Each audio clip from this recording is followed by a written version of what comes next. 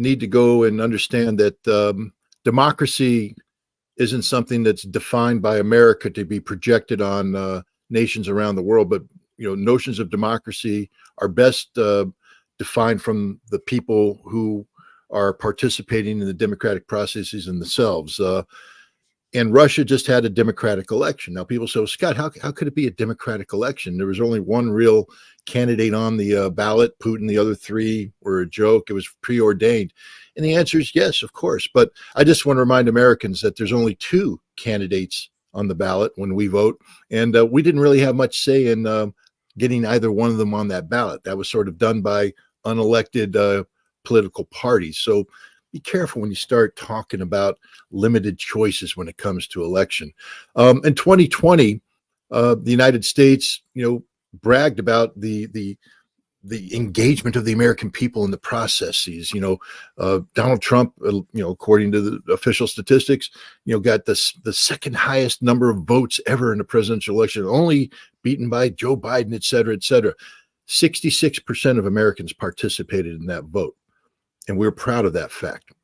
The Russian election was just held. Vladimir Putin got 88% of the vote.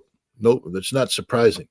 But if Russia's as bad as everybody says it is, if Russia's this dictatorship, if the Russian people are really suppressed, and they don't have a choice, you know what happens when you don't have a choice, when you're suppressed, when you're beat up?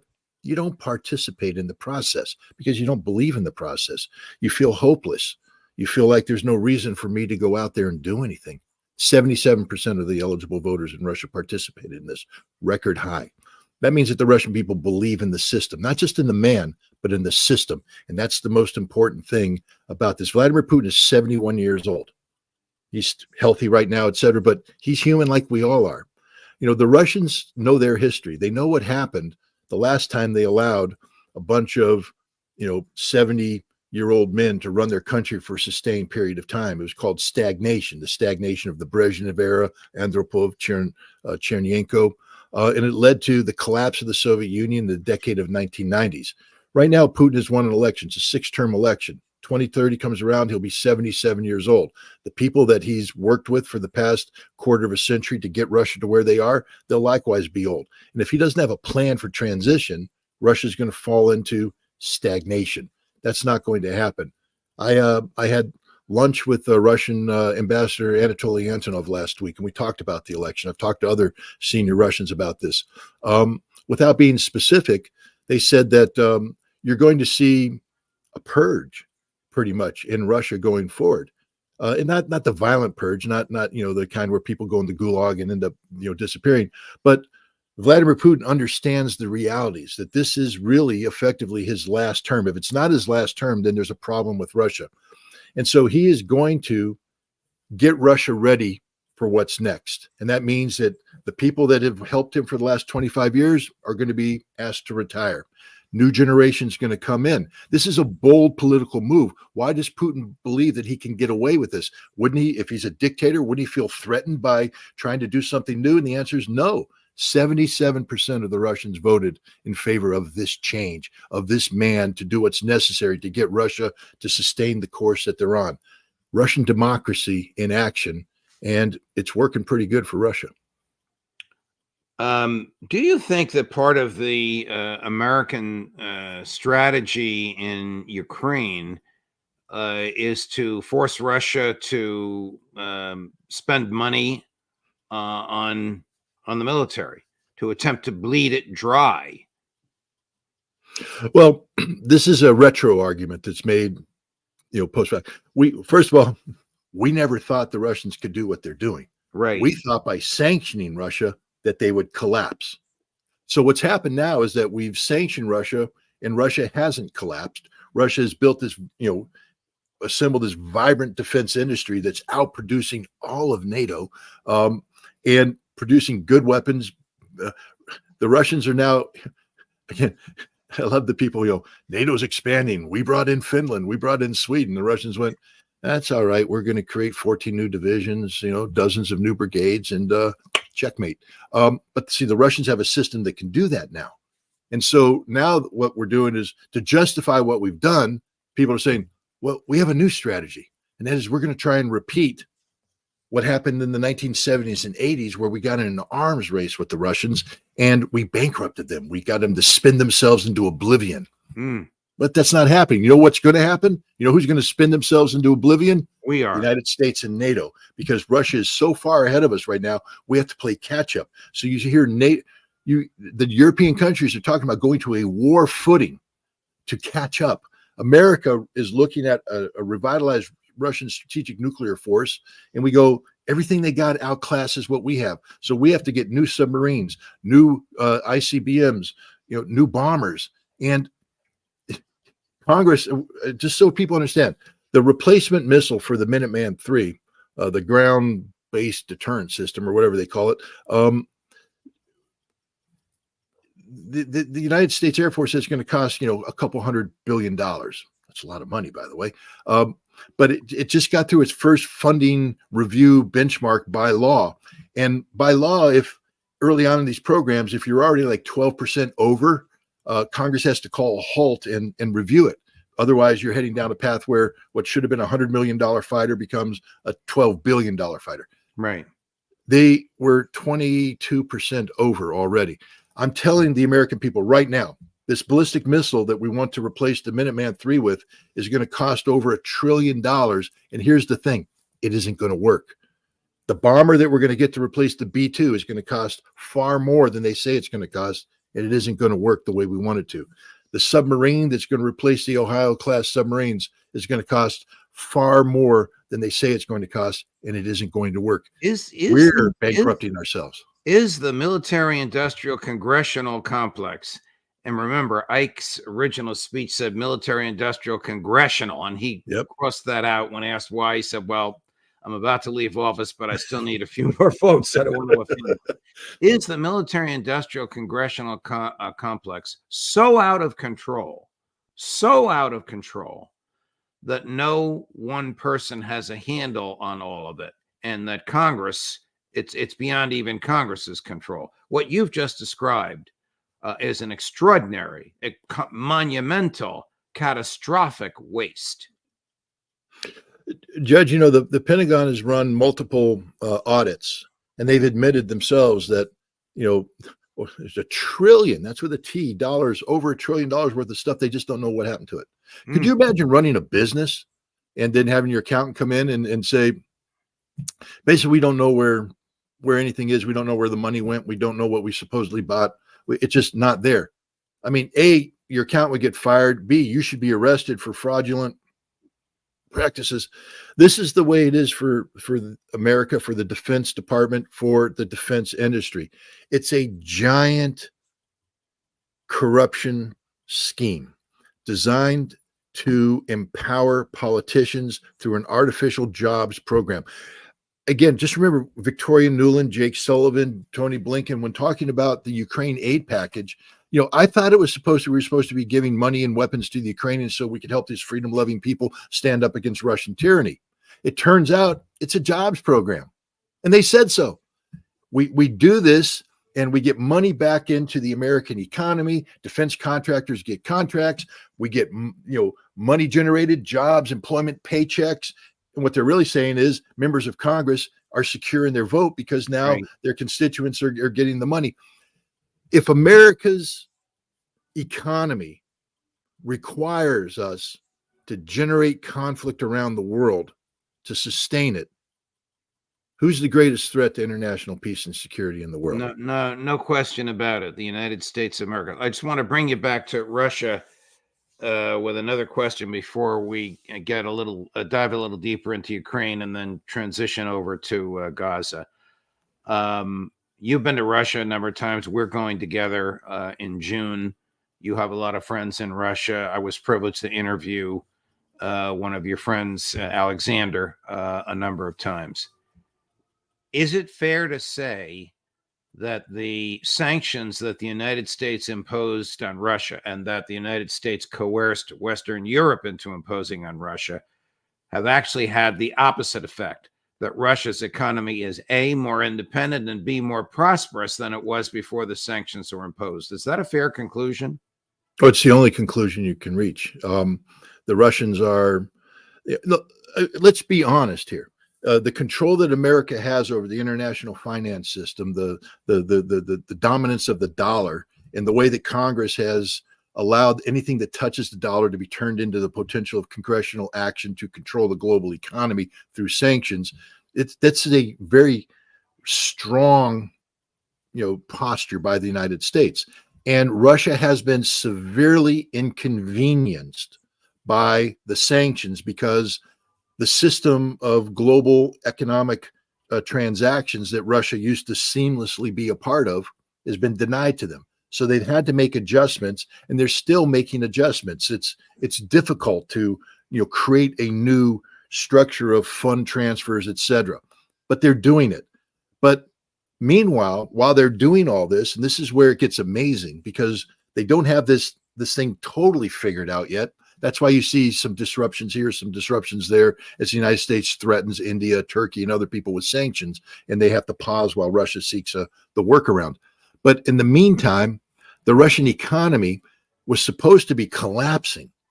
It not only has the level of reduction been, so small, but they've gone past that, and we're talking about a growing economy right now, growing at rates far greater than the United States and Europe.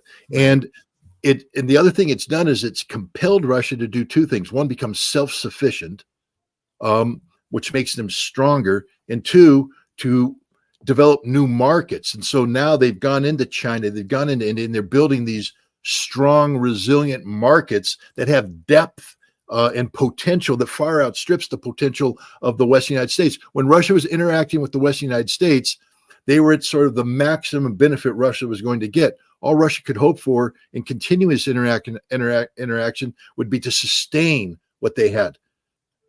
That's sort of stagnation. Russia's now going into markets that are new, expansive, and they're kind of, Alexander Zhiryanov just got back from two major trips. I don't want to, compromise any. I'm not, but he joked. He came back from India. I said, "Well, how was your India trip?" He said, "Oh man, the American sanctions are, man, it's tough. I only signed 32 contracts." And, Wow. and then he went to China, where he basically implemented $100 million deals to have Chinese factories brought to Russia. And here's the critical thing, because people say, well, that's just a one-way street. China's benefiting. Russian factories going to China. And what the Russians are doing, nobody in the West is aware of. We don't track it. We're not aware of it. And therefore, we have no idea about how strong the Russian economy is, how resilient it is. I hope you get to see it in June. The goal is to bring you to the St. Petersburg International Economic Forum so that you can get a firsthand view of, the strength of the Russian economy. And that way you don't have to listen to me see it. You'll see it yourself, and you'll be able to challenge the Russians. The beautiful thing about the Russians is they're transparent. They're like, you want to talk about it? Let's talk about it. You'll be able to sit down with people, ask them the hard questions. They will give you the answers. And I think you'll see for yourself just how strong the Russian economy is. I'm looking forward to it. Segueing over to Ukraine, and this is consistent with what you just said about congressional ignorance of defense overspending. The president, of course, has been begging the House of Representatives to vote to authorize $61 billion for Ukraine. We know what that means. That means probably $40 billion of it going directly to the military industrial complex here in the United States. But last week, the Defense Department, air quotes, found $300 million. Is this an example of the inability of the Defense Department to keep track of what it's doing? If either the White House made this up, or the Defense Department made this up, or somebody found $300 million worth of military hardware that they're going to ship over to Ukraine, claiming it was authorized a while ago, and they just found it. Is this credible? Well, it's creative accounting. I think what happened is that there was money set aside for this kind of arrangement, which I believe is where we directly send equipment there. So we had money in the bank for that, but we didn't have any equipment that was legally allocated. The equipment that exists is equipment that's earmarked exclusively for American military contingencies.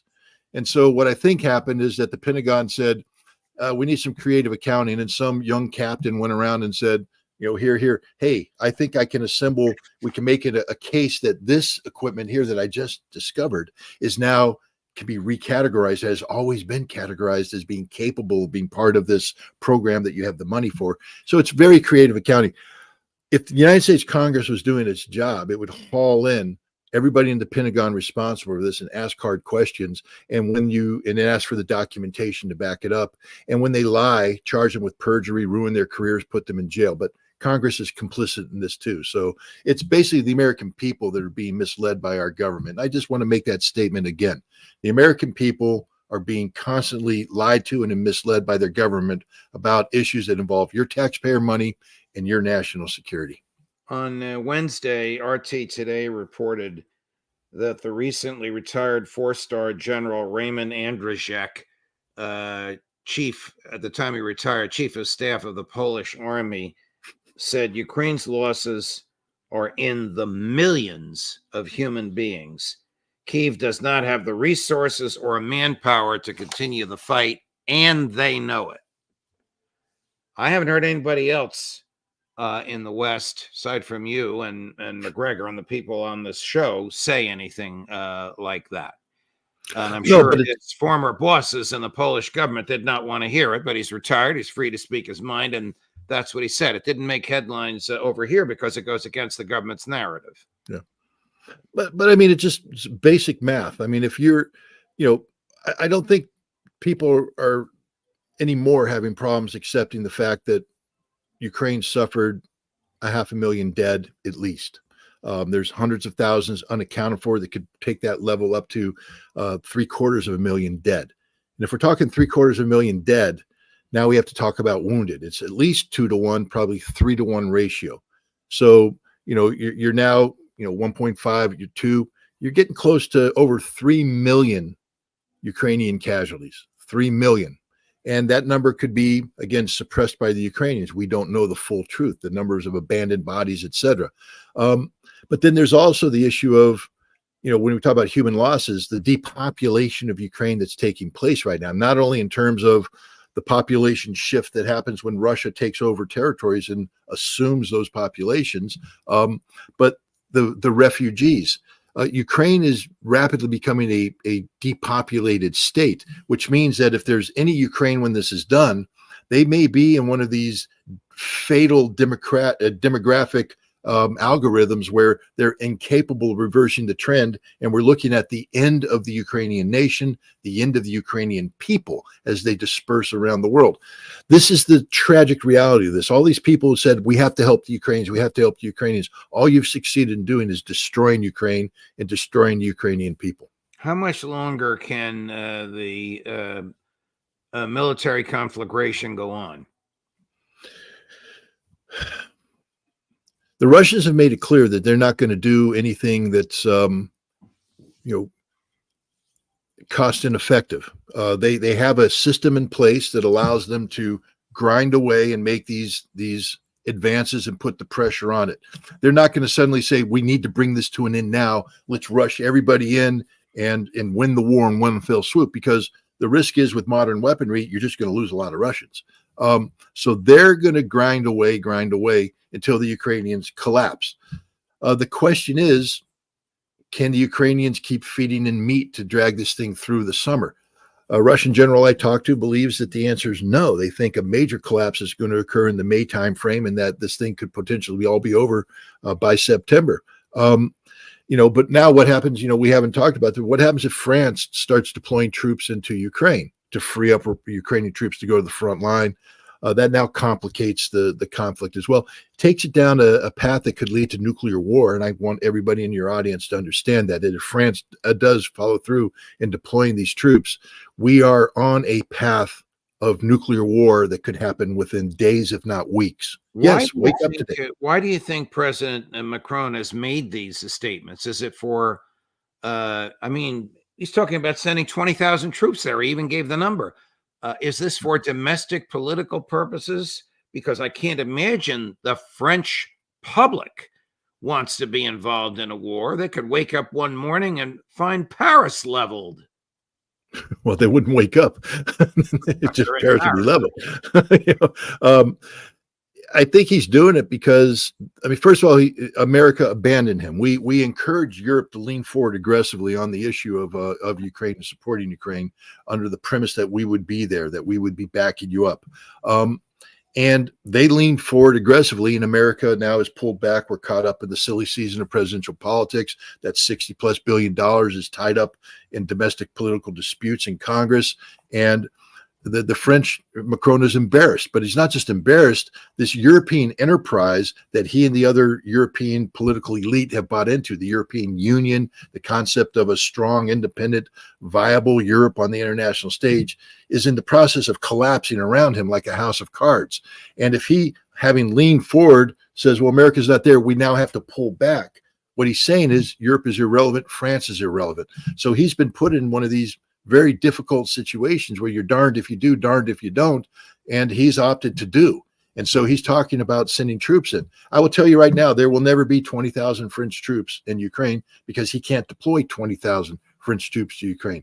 The best he can hope for in the near term is to accelerate the deployment of 2,000 troops that he was earmarked to have in Romania next year, get them in, and then you might be able to back them up with another 10,000 troops. But at that point in time, the logistical sustainability of this collapses. France is not built to do large-scale expeditionary force projection in a high-intensity environment.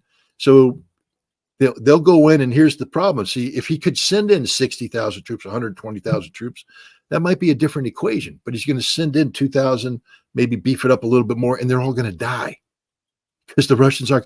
It's like, you know, that old saying in the Middle East: if you let the camel's nose into the tent, the whole camel's coming into the tent. Right. And so, from the Russian perspective, if you let 2,000 French troops into Ukraine, next thing you know, you're going to have a 60,000 NATO contingent parked in Western Ukraine saying it's a de facto NATO representation, and now you have a different thing. Russia isn't going to let this happen. They're going to pound that nose as soon as it comes in. The French are going to be bloodied. And now France, Macron will, having committed to this, he's going to double down.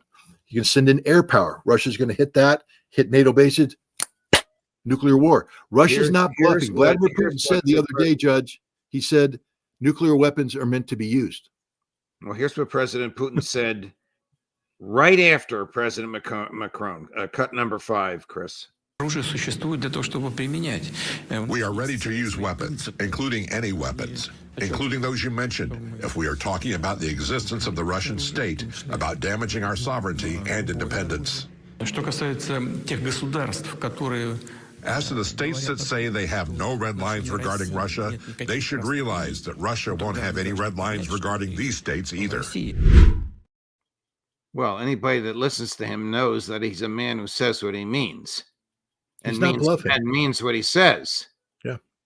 He's not bluffing. And this is what, again, for your American audience out there, I just hope you understand that Joe Biden's silence on this issue means that Emmanuel Macron has taken control of our future, and that the French, by engaging in this irresponsible action in Ukraine, are putting all of our lives at risk, because Vladimir Putin just told you that if the French do this, if NATO does this, he will use nuclear weapons. He's not bluffing. And the French don't, or the Russians don't do small nuclear wars.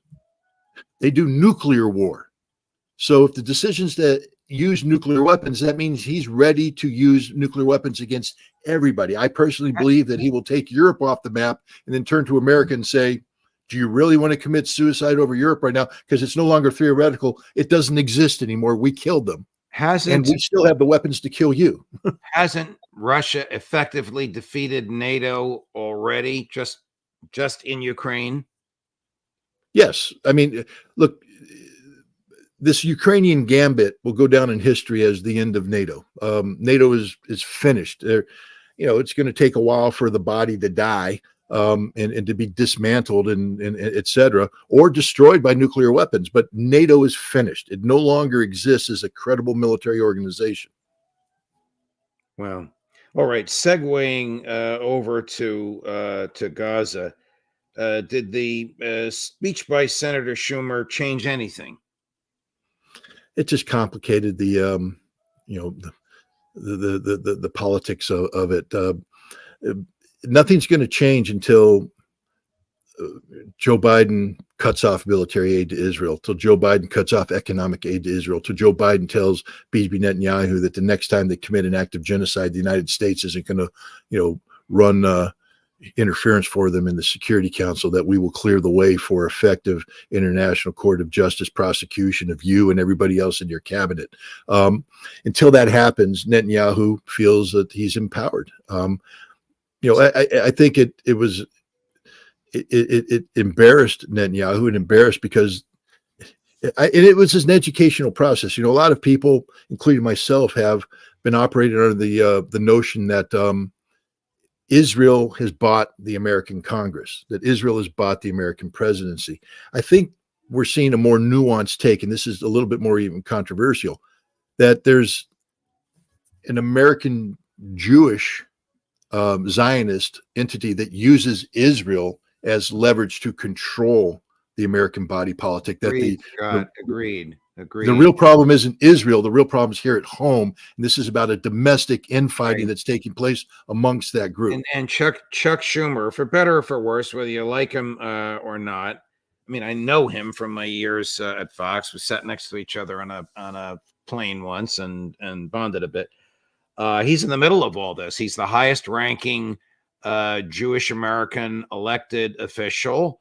He's a Democrat. He controls the Senate. He wants Joe Biden to be reelected. And I think he's probably repulsed by what he sees in Gaza. Of course, he could do something about it.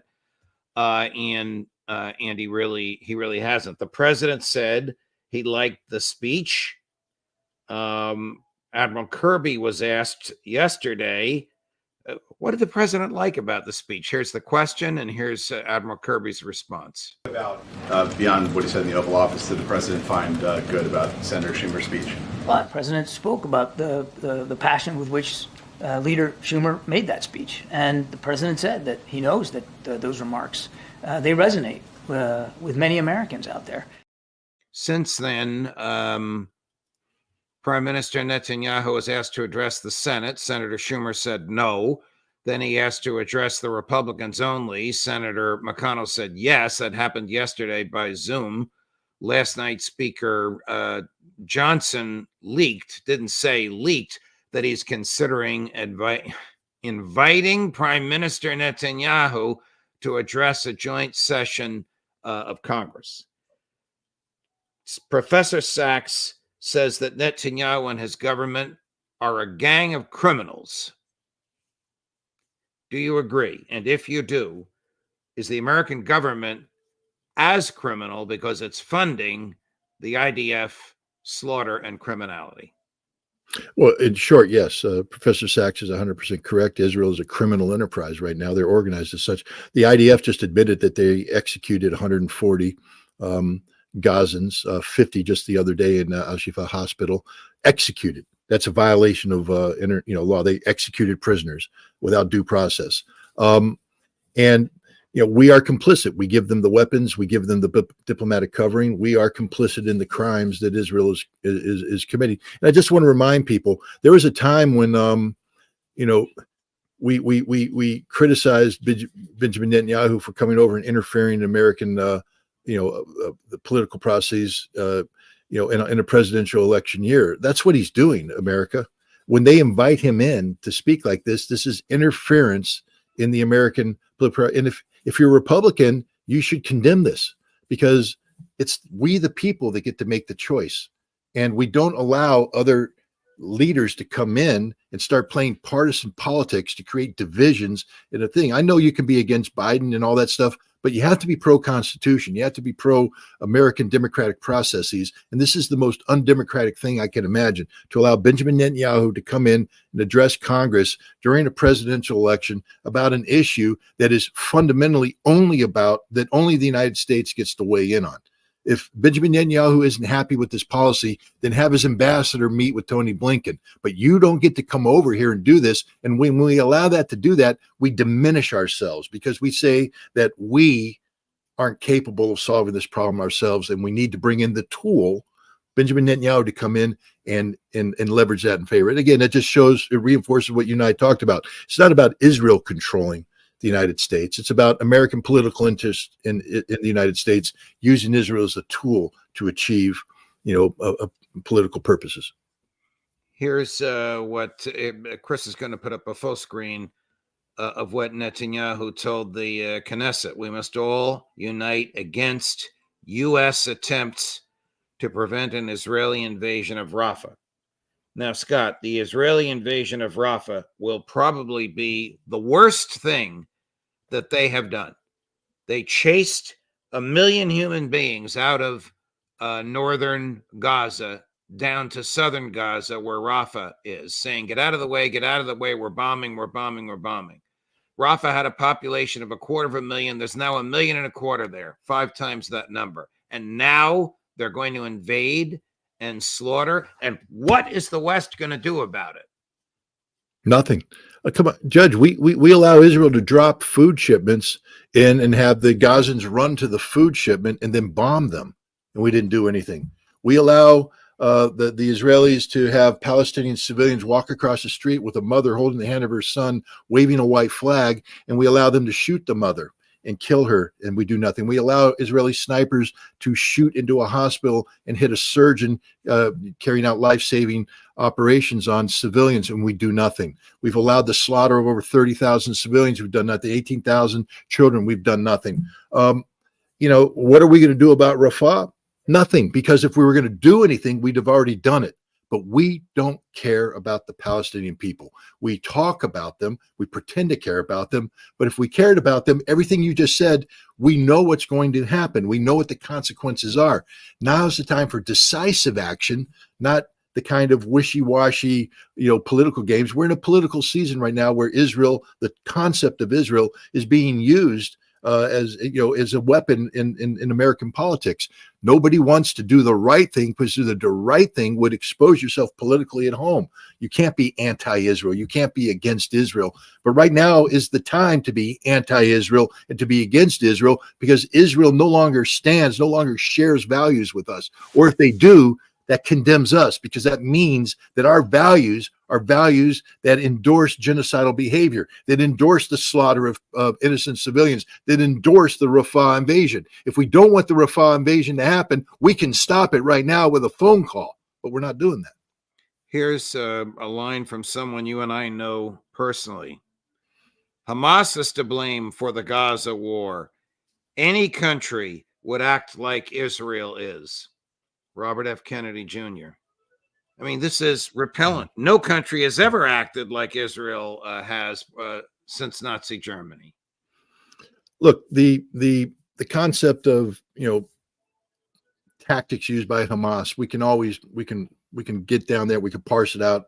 Hamas is not above criticism, but we need to get to a fundamental understanding here.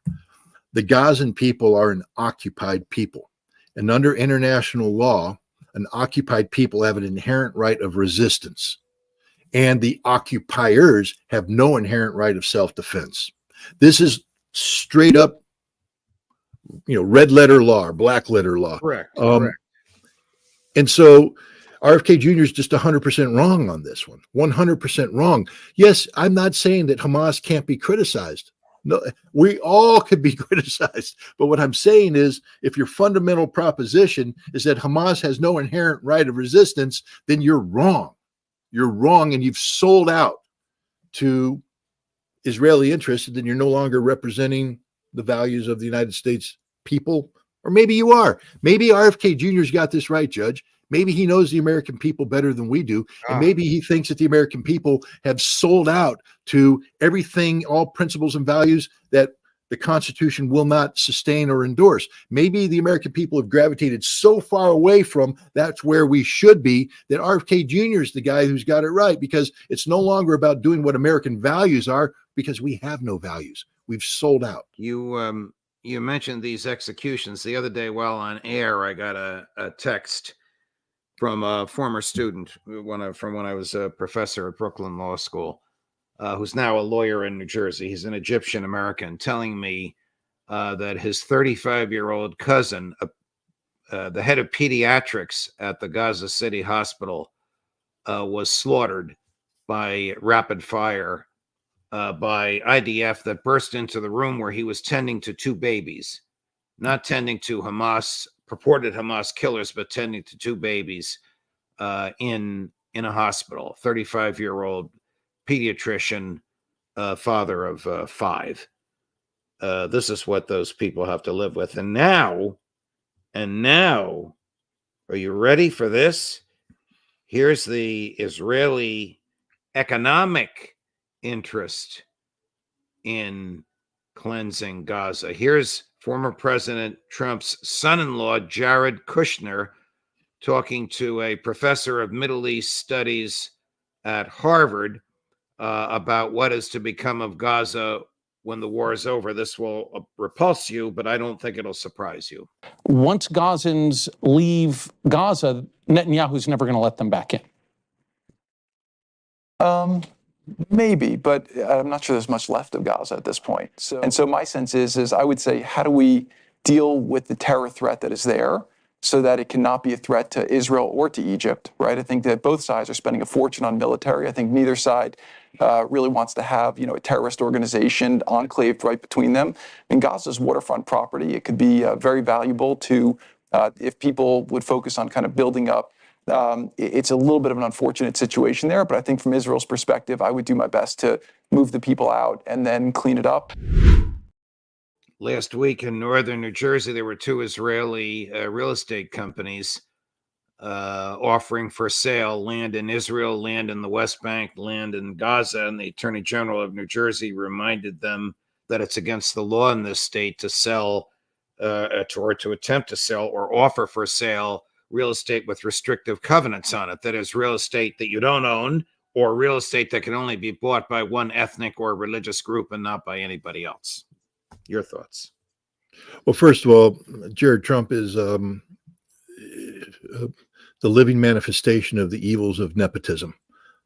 He has no qualifications for anything, and yet he's one of the senior advisors. He was one of the senior advisors to President Trump when he was in the White House, and he's one of the senior advisors to former President Trump today. If you're not disgusted by what he says, then you're not an American. You're something else. And if you don't understand that the motivations for his statements come from his multi-billion-dollar relationship with Saudi Arabia, then you don't understand. He's a corrupt individual. He's corrupt morally. He's corrupt intellectually, and he's corrupt ethically. And this statement condemns him. He should never again be allowed anywhere near the halls of power. And every time he goes someplace, people should stand up and shout him down, because he has demonstrated that he is literally the face of evil. The face of evil. He's the civilized face of evil. I mean, I could go on about that, but I'm just saying that this is not a good man. And, if you're one of the Trump supporters out there, understand that these are the people he surrounds himself with. Jared Kushner oftentimes was the last person to whisper advice into President Trump's ears. And if you want that guy whispering advice to President Trump, then you don't believe in anything good, because everything that man just said there is evil.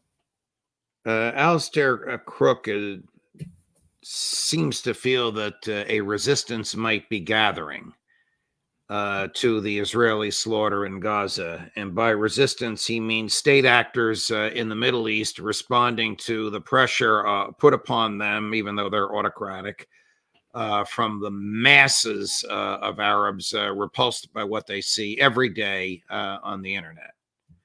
Do you see this happening? Or stated differently, is any state actor going to resist this next round of slaughter?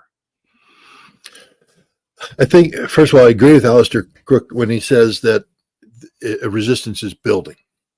But I don't think the resistance has coalesced to the point that you're going to get meaningful intervention to prevent the Rafah slaughter. I think Israel, if they make the decision to go into Rafah, and it appears that Bibi is headed in that direction, will execute this plan. And it will be murder like we haven't seen in a long time. And that will trigger a response. But I don't believe at this point in time we're going to see meaningful military intervention. The response that will be triggered will again be a continuation of the diplomatic isolation of Israel, and we're going to get into the long-term economic destruction of Israel, because I think the decision makers out there, remember, most of the people right now that are going against Israel weren't there for the Palestinian people ever. The Palestinian people on October 6th didn't have any friends. And many of the people that call themselves the Friends of Palestine today aren't friends of Palestine. They're just against Israel.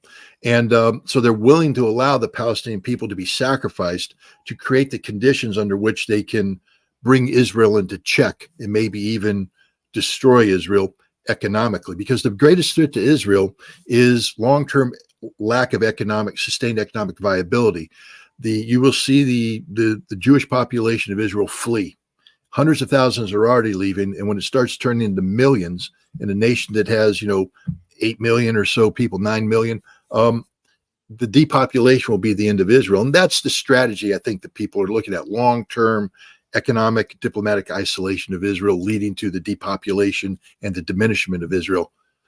But I don't see anybody willing to step up and put it all on the line for the Palestinian people, except Hamas. Right. There's so much more we could do, but I've consumed so much of your time. Thank you, Scott. Thank you so much, my dear friend. Thank you for your thoughts, and thank you for your analysis, and thank you for your passion. And by the way, I heard you gave a dynamite speech the other night in North Carolina. I won't say who, but one of our dear friends said to me, "Judge, it was like I was at a PhD seminar. He knows so much." And I'm not talking about Ray McGovern introducing you. I'm talking about what you said. We'll discuss it next time, and maybe we'll even get a clip of it. Thank you very much, Scott. All the best, my dear friend. Thanks, Judge. Thanks. Coming up tomorrow, Professor Mearsheimer, Colonel. It's Friday. Professor Mearsheimer, Colonel Wilkerson, and the intelligence community roundtable with the boys. Judge Napolitano for Judging Freedom.